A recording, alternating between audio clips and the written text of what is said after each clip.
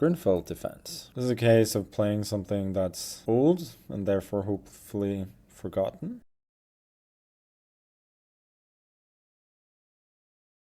Now I'm gonna level with you here. It's Christmas, I'm off to a social, but first we're diving in on some no-nonsense Magnus Carlsen showing us how to crush the Grünfeld defense and doing it against Maxime Vachier-Lagrave, long-time top super grand cheese master, and he's playing an old and rare forgotten line. It's titled Tuesday, played today, 23rd of December. He's on his way to winning, possibly. It's close at the top. This is the Grunfeld defense here, similar to the King's Indian, but you push d5, not d6, and you give white this massive center in a different way.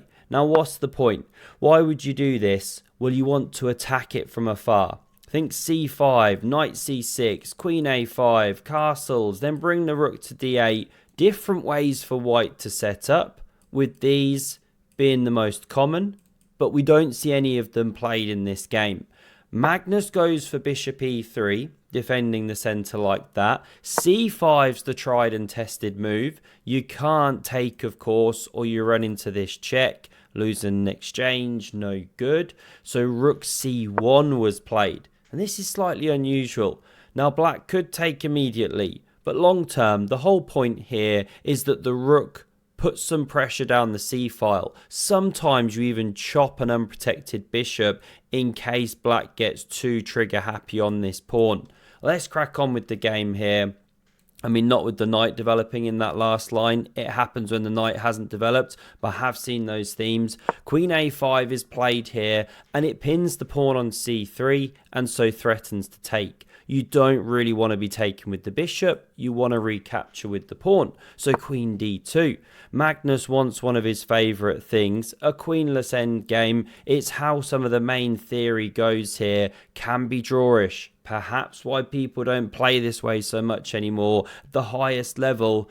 But if you don't take there, will the queen stay on? You get yourself a different kind of game. Knight f3 on the board, rook d8, and Magnus plunges through the centre of the board here. This pawn is now protected enough times. You can do this. Best way for black to go, chip away at this big centre here. But MVL doesn't do it. He plays the natural bishop g4. This is often a very strong piece, holding together a load of central squares. This one can struggle if you get it in the wrong pawn structure, but here it's no good. Magnus plays the explosive c4. Given the miss, there were other moves like h4, but this is still good. Offers the queen exchange, and MVL backs up here. Potentially could have taken even queen a3, although that's looking kind of weird. Active though. He retreats, and Magnus just carries on the development, stacking up those bishops, knight developing into the game, castles, e6, and here's the big problem for MVL. After pawn h3, he's forced to give up his bishop pair. Now Magnus recaptures. He's got the bishops. He's got the centre. He's got the more active pieces. It's chess 101. He's doing great. If you want to learn to play like this, have a look at the Remote Chess Academy. Huge sale right now. Learn to think like a grandmaster right for the new year. Get that resolution going. Links down below. 80% off. The road to 2000's phenomenal. Used it myself way back in the day. So good. Let's crack on here. Rook e8's on the board and rook fd1. Calmly bringing the pieces. Many options for Magnus. Could even take to do something with the structure, or rook takes. There are different tactical problems. Bishop g5 tempting. He just plays for some expansion, gaining the space. Modern chess. Now we see pawn b6 and the queen slides off the x-ray. Not the most precise moves, but it doesn't matter when your position's so good. MVL takes. Pawn recaptures, and the d pawn is just such a monster now. Queen e5, but there's a big problem.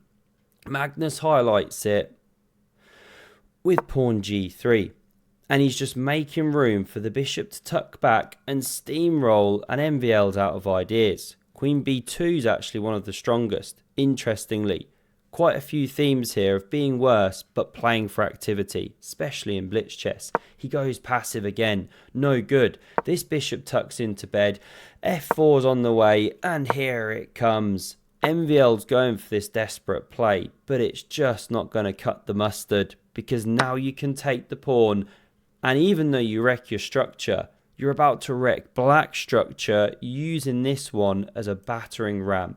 Bishop h6 was tried. Queen f2 slides into the defense here. Now we see the stinky pawn f6. Desperate for a clamp on these dark squares. You know, e5's often a theme.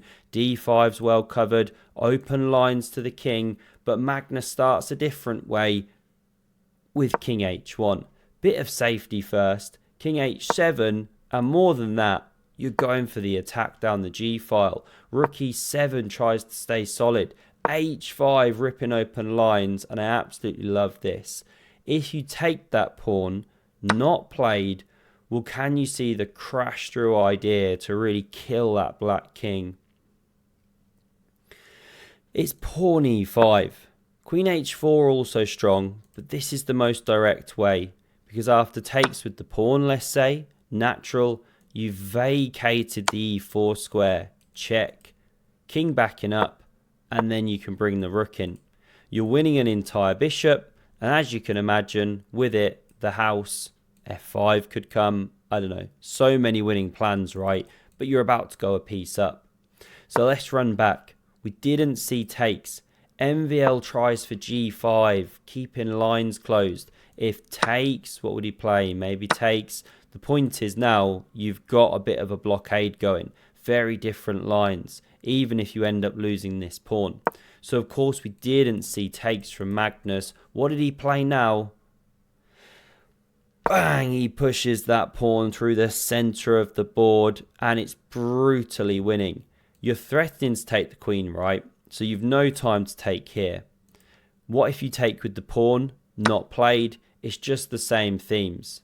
You could start with this even. Let's have a quick look at a line. Queen moves. Bishop saves itself. Check. King backs up. h6. There's a trapped bishop. As you can imagine, there's a million lines like this. Look at the power of these guys. The pawns, everything. Bit of a dodgy arrow. Now we run it back here. MVL goes for the desperate piece sack, but Magnus just takes it. Rook takes, and it looks like black's got a teeny weeny dark squared blockade going, but Magnus calmly brings the pieces. The rook's double, and he just offers an exchange. What to say? He's a bishop ahead for what? A pawn? Maybe you get two in a minute, but not really. It's covered. MVL tries f5. Not the best. It'd have been better to try and hold the blockade, but that's not easy, especially when there are all sorts of ideas of bouncing round. I mean, be careful of the pawn. Don't do it too soon. But there's light squared attacking ideas in the air, is the point. Rook takes is played. Rook recaptures. Bishop c3. MVL desperately sacks the exchange, asking to be taken, get some counterplay, but no siree. There's a strong, incisive killer move here. Magnus plays Queen f3. Many winning moves, but this is a nice one. He's about to win an entire piece. So let's say you move. Aren't you going to win an entire piece? Well, there's check, of course. And the king is just getting ripped to shreds. You can even give a bishop to generate the attack. Quick sample line. The hunt is on. You can't run any longer. This is one sample. Give up the lady. This is a one position. You don't have to do this and win a bishop. You can go for mate with this kind of stuff, but you get the idea. Game over. Magnus takes it. And now drum roll, please. Let's have a look at the standings. Title Tuesday. Go to the results here. Okay, looks like they're still playing. I'm afraid I don't have the results for you. Looks like there's one round to go. Has it frozen up here? I'm not sure. Normally it's about done by now. Ooh, Duda beats Carlsen, final round. Therefore, Jan Krzysztof looks to have taken it. Wow, tight finish. Magnus comes in 8th in the end. Okay, we'll have to get some more games soon. Thanks very much for watching. Have a great Christmas. I'll be back Boxing Day with the World Blitz and Rapid Championship starting, and I hope to see you again soon. Cheers.